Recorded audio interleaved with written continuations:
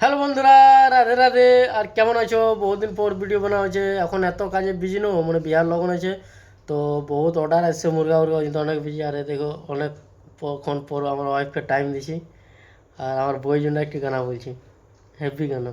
আর এখানে দেখো আমার বোন আছে, লিখছে। কী লিখছিস নুনি? দেখছো পড়াশোনা কেমন করছে মাই সিস্টার, অনেকে। আর একটা গানা বলছে আমার ওয়াইফের জন্য, ইমপ্রেস করবার জন্য। অনেকে দুঃখ হয়।